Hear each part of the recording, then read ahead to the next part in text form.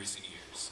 Each of these has a homeowners association that provides some level of cohesiveness for the residents of those neighborhoods. But a significant portion of Milton's residents live in an open roads neighborhood.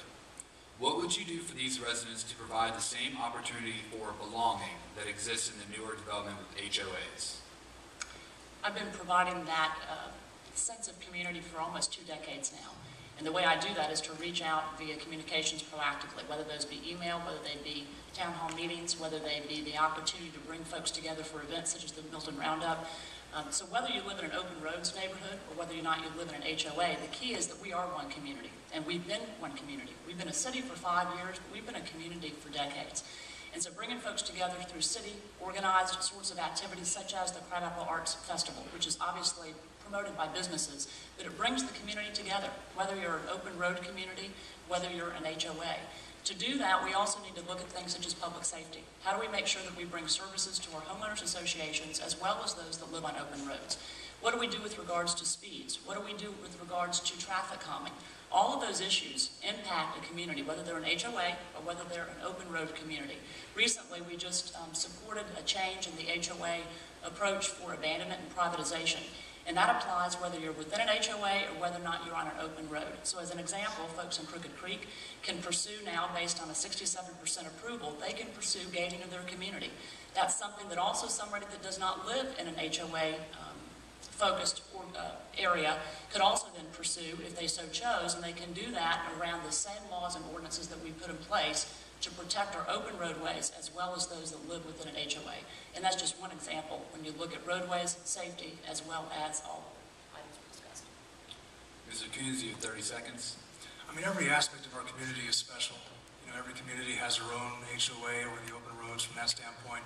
They need a voice from what they do as well, and what they need, their needs are different. Obviously, they have speed issues on the roadways. They have, they've got, you know, equestrian issues. They have issues of that standpoint. But from my standpoint, they need a voice more than anything else. It's important that the city provide that to them. I commend Julie for 20 years providing that for what she's done from the open road neighborhoods. Ms. Bailey, your response, 30 seconds. Thank you. I have been representing this community, the entire community, whether it's a subdivision along Highway 9, whether it's a subdivision or an open road community within the internal components of Milton. My experience and my knowledge need to continue to be at the table because I do bring transparency and I bring the opportunity to bring services to the entire community, regardless of how that component is structured, whether it's an HOA or a separate organization, such as the Crabapple Association that's recently come together. The next question is to Mr. Coons. While there are a number of residents in Milton that are very active as volunteers for various boards, committees, and commissions, it is only a very small portion. What would you do to increase the number of residents that get involved in the city, and what do you see as the benefit of doing that? One word, listen. We have a lot of people in this community that were active from a standpoint of coming into the city and excited about the creation of what it could be and seeing a vision of that. And unfortunately, they seem to drop off along the way. And I think the primary reason for that has been a lot of the delays that we put on them based on who we are. The government is here to serve its people. And we need to make sure that we listen to the constituents so that they have that spark within them and allow them to be able to feel that they can make a difference in this community. Everybody that's out here that believes in Milton like I do needs to make sure that they are a part of this community, and we have to listen to them. We have to respect each other. And from that standpoint, one-on-one, as I go out in this campaign and I talk to people on both sides, I listen to them.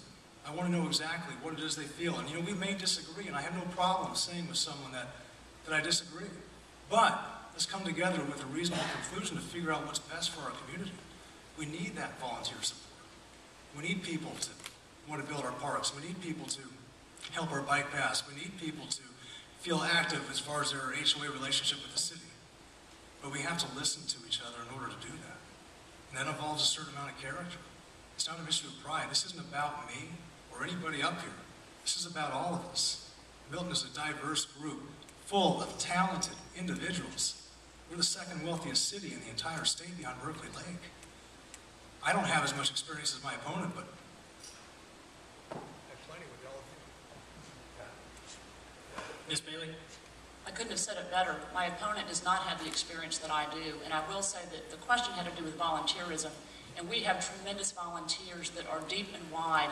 We have Zach Eller as an example, who's before us this evening. We gave him a proclamation last night for all of his volunteerism. There are many, many students just like him. We have beta involvement. We have folks from park and planning to equestrian committees. We have so many committees with so many folks. We continue to reach out. We reach out from a communication standpoint as a city and also individually as representatives. We have volunteers. Following question is from Mr. Large. He's a little too eager. He's a volunteer. Mr. Coons, you have the final 30 seconds. 30 seconds. If we lose that spark, we don't have anything. We need volunteers that want to make the difference. You know, when I coached football at Alfred North Park, it was difficult asking people to take advantage of that. But we have to make sure we listen to each other and have a common goal. Any delays in that kills that. If we have a good idea and that's delayed, it kills the idea. And what's our motivation? We need to make sure that we move forward. And I intend to do that by listening.